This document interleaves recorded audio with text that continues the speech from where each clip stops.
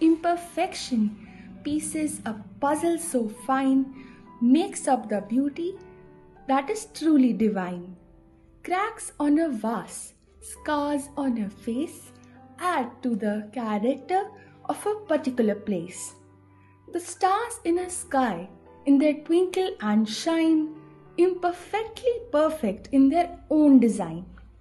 The moon's gentle glow, a reflection so bright, imperfections and all, it's a wonderful sight, it's a wonderful sight. A very pleasant morning to one and all present here. Today, I, Radhika Badyal of class 9th A, studying in APS Udhampur, would like to narrate a short story on the topic, The Kite That Never Flew. The sun was shining brightly in the sky and the wind was blowing gently, carrying the sweet scent of blooming flowers. It was a perfect day for flying kites, and Rohan was excited to join his friends at the park, and finally his moment of happiness had arrived. Rohan's kite was unlike any other.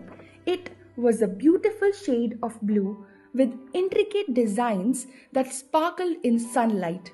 He had spent hours crafting it with his grandfather, who taught him the art of kite making.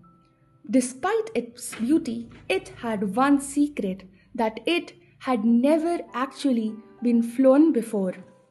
As Rohan and his friends reached the park, they began assembling their own kites.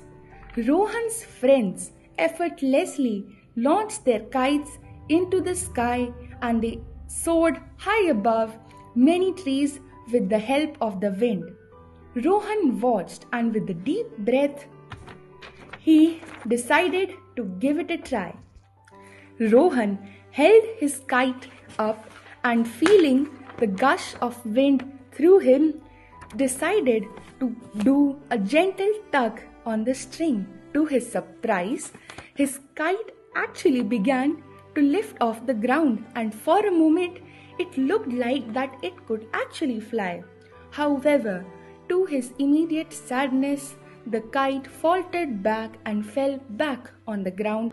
Rohan's friends tried reassuring him, but he couldn't stop feeling disappointed. Maybe his kite wasn't meant to be flown.